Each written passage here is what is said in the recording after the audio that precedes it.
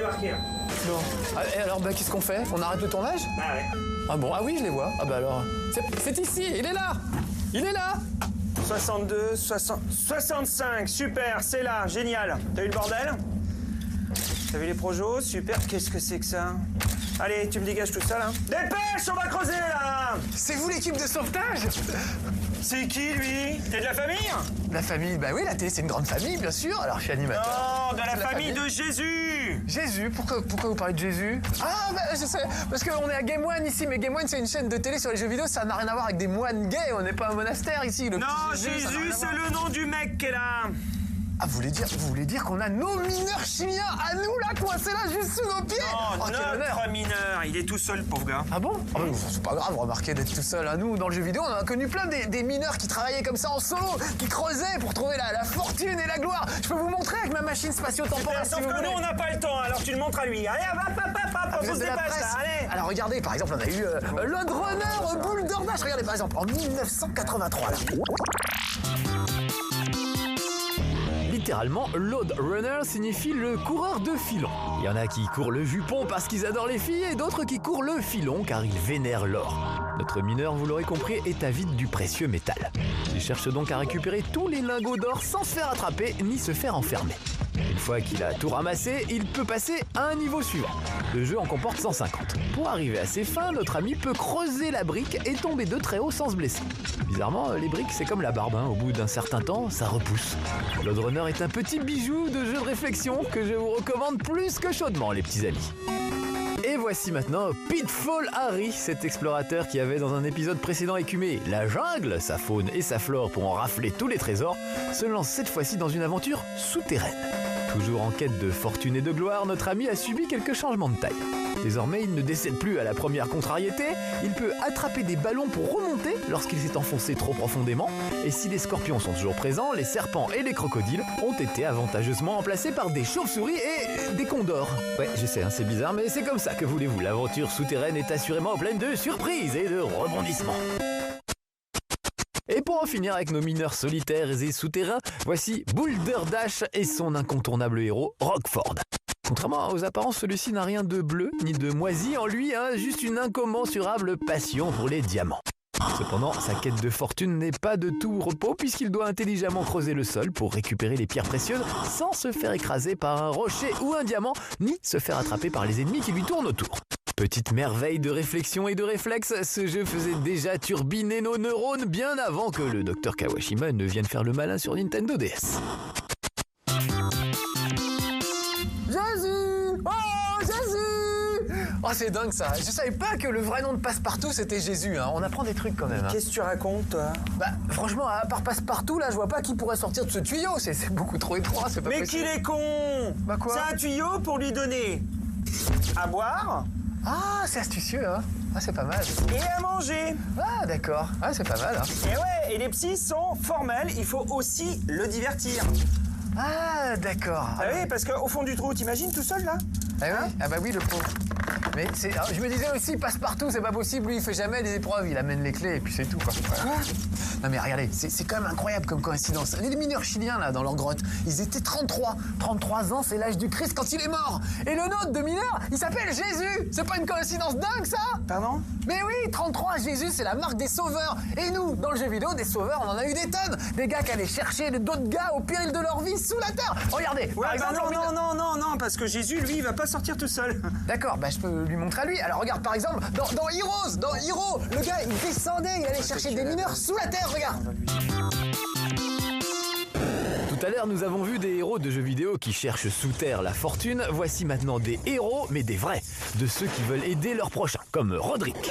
L'activité volcanique a causé ici un véritable drame enfermant une poignée de mineurs qu'il faut absolument sauver. Pour compliquer l'affaire, il y a des chauves-souris, des araignées, des serpents et toutes sortes d'autres créatures peu engageantes. Heureusement, Roderick est bien équipé, le bougre. Un système de propulsion à hélice et un micro-laser dans le casque pour faire le ménage. Le reste, c'est du courage, de la précision et beaucoup de transpiration.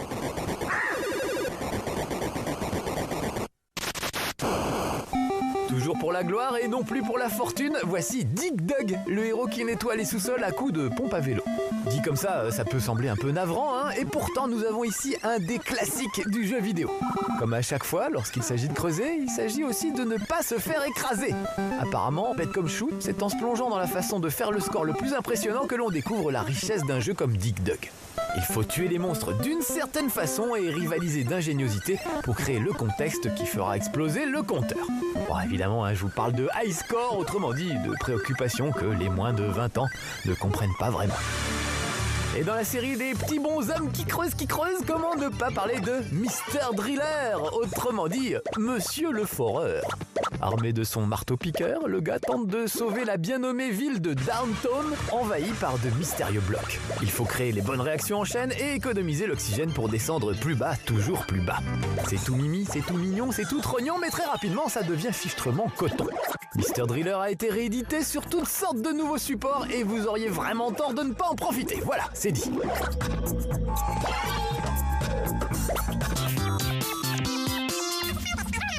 Ouais, mais... De toute façon, c'est une question de vie ou de mort, hein. Ah bah c'est simple, hein, c'est René ou le gars il passe, hein. Mais de toute façon, c'est un risque à prendre, quoi. Oh là, mais qu'est-ce qui se passe là, dites donc? Ah, ce qui se passe, c'est qu'on est rendu à la moitié d'émission et puis de Jésus. Il est toujours pas sauvé. Mais alors, qu'est-ce que vous allez faire? On a une foreuse d'un nouveau genre. Une espèce d'animal au chicot énorme. C'est impressionnant. Une espèce d'arme à destruction massive. Et alors, c'est quoi le problème? Le problème, c'est que on l'enferme de force. Et dès qu'elle sort, elle bouffe tout. Le béton, le bois. Et des fois le bonbon. Surtout les tampons. Vous voulez dire que vous utilisez des animaux contre leur gré comme arme de destruction massive? Mais vous n'avez pas le droit, monsieur, vous croyez dans Worms ou quoi?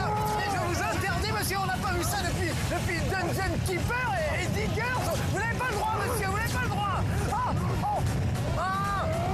Oh la vache.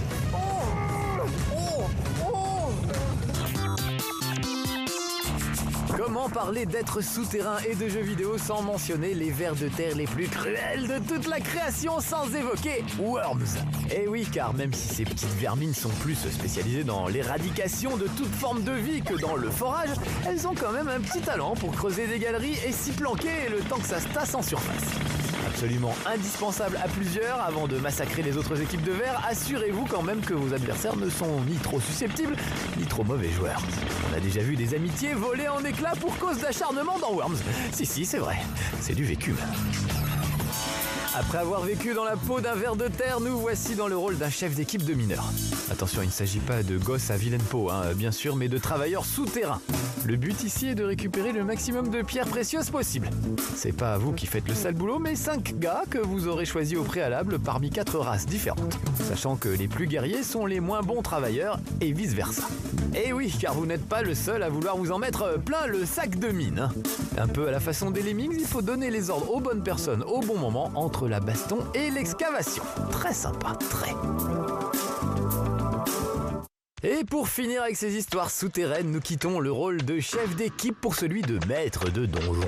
Et croyez-moi, là, il y a promotion où je ne m'y connais pas. Dans Dungeon Keeper, vous êtes un sale type, mais alors du genre vraiment méchant, hein, et vous exploitez des créatures pour récupérer l'or contenu dans la terre. Non seulement pour agrandir votre donjon maléfique, mais surtout pour le protéger des attaques des gentils héros venus tout droit de la surface pour rétablir la paix. Si vous avez envie d'explorer votre côté sombre, de voir jusqu'à quel point vous êtes une ordure, n'hésitez pas une seule seconde. Ce jeu de stratégie en temps réel est une pure merveille. Jésus, Jésus, Jésus, Jésus, Jésus.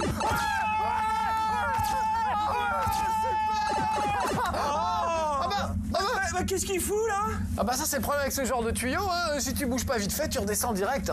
On m'aurait demandé, je vous aurais dit tout de suite. Dis donc Jean-Claude, au fait, Ça comme ça tout le temps. Et René? T'as pas récupéré un René? Il est où René?